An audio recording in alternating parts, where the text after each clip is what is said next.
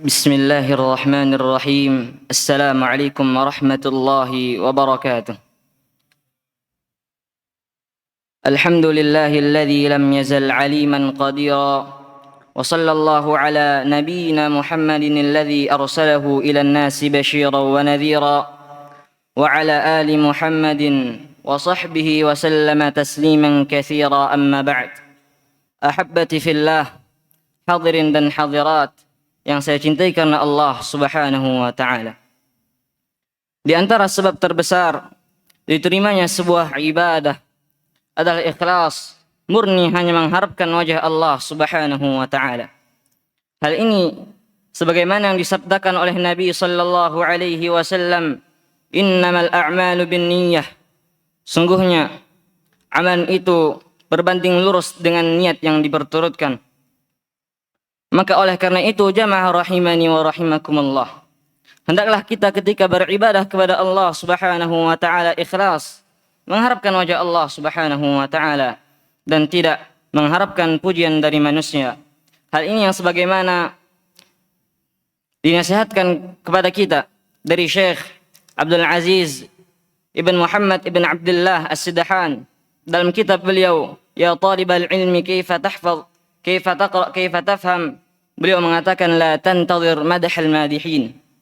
Janganlah kalian menanti pujian orang yang memuji, wala thana'al musnin, dan tidak pula sanjungan orang yang menyanjung, wala i'jabal mu'jabin, dan tidak pula detak takjub dari orang-orang yang takjub.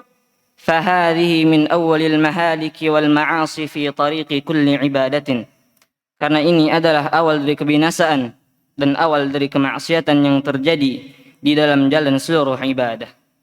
Bagaimana tidak, jamaah rahimani wa rahimakumullah, dalam sebuah hadis yang diriwayatkan oleh al-Imam Muslim dari sahabat yang mulia Abu Hurairah radhiyallahu taala anhu, khabar yang dikhabarkan oleh Nabi sallallahu alaihi wasallam tentang tiga golongan manusia yang pertama kali diazab oleh Allah Subhanahu wa taala.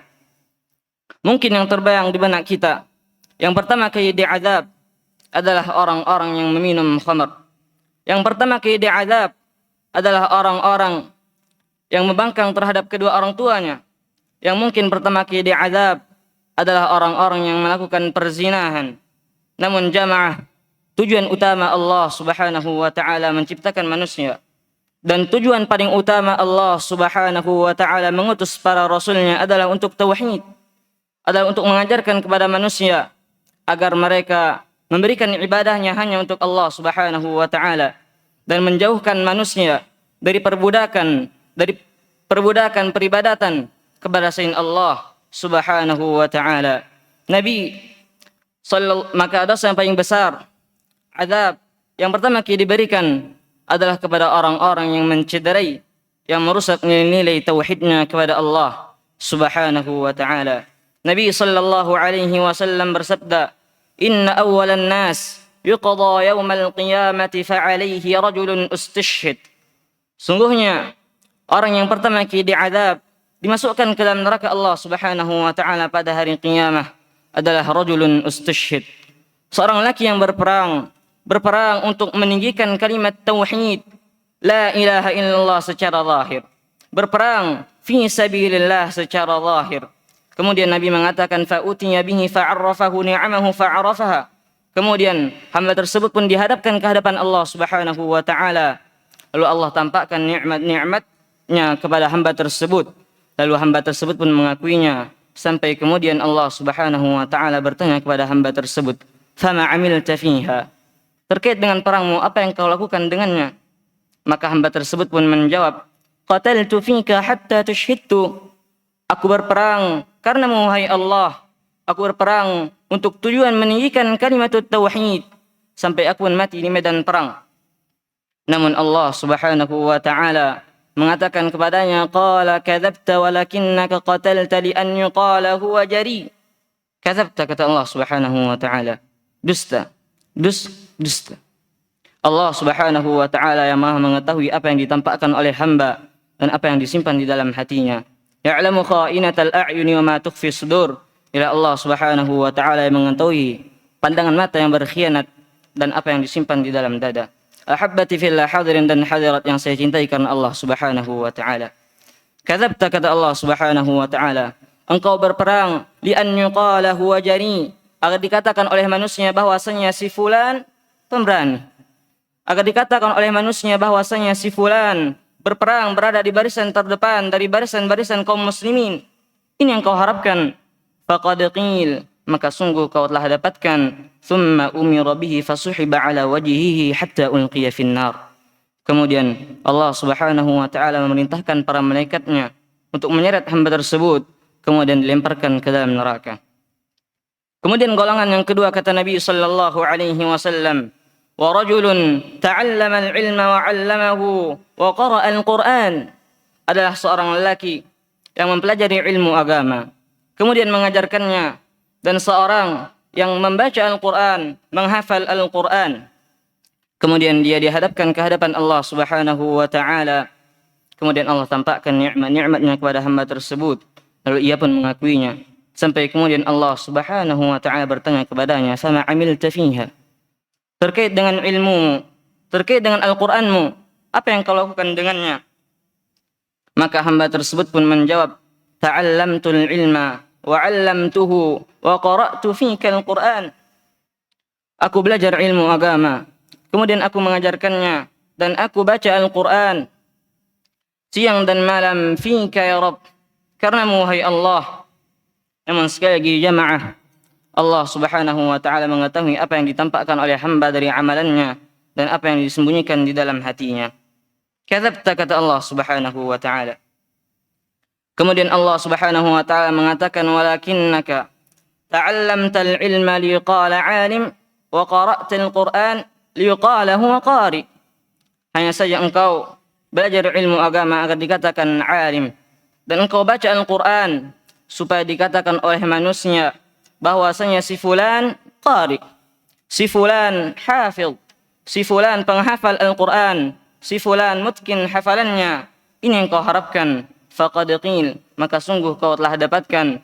Thumma umira bihi fasuhiba ala wajhihi hatta ulqiya finnar. Kemudian Allah Subhanahu wa taala perintahkan para malaikatnya untuk menyeret hamba tersebut, kemudian dicampakkan ke dalam neraka, wal iyadzu billah. Kemudian golongan yang ketiga, kata Nabi sallallahu alaihi wasallam, rajulun wassa'a Allahu alaihi wa a'tahu min asnafil mali fa utiya bihi.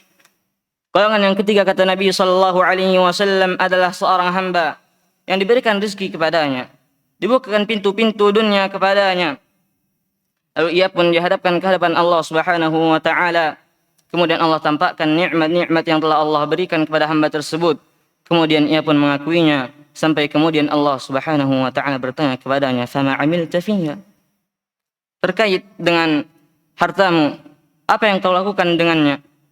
Maka hamba tersebut pun menjawab, ma taraktu min sabirin tuhibbu an yunfaqa fiha illa anfaqtu fiha lak.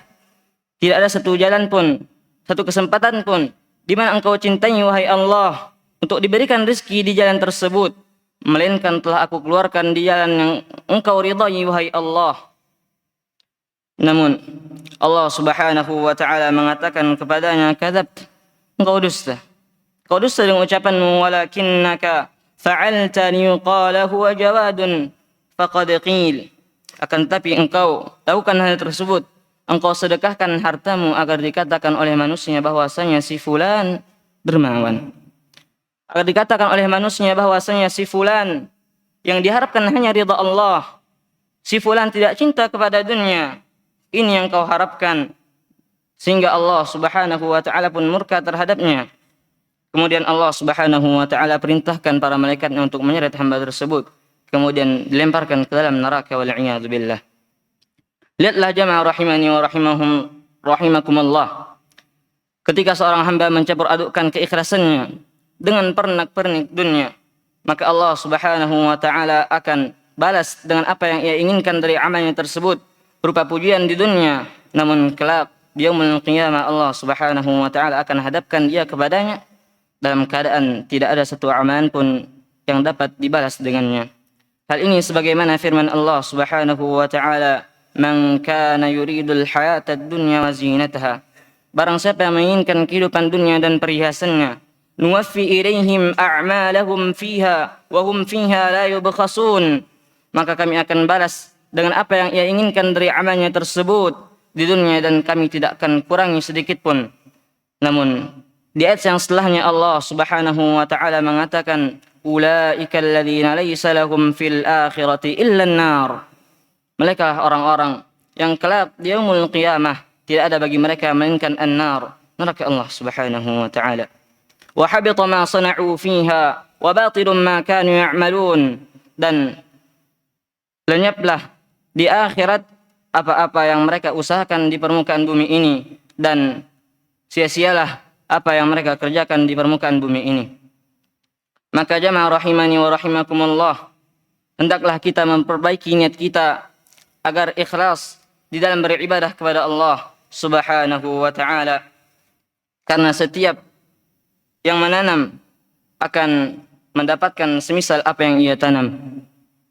Maka semoga Allah Subhanahu wa taala menjadikan kita hamba-hambanya yang selalu ikhlas di dalam beribadah kepadanya, dan menjadikan kita hamba-hambanya yang diterima amalnya di sisinya.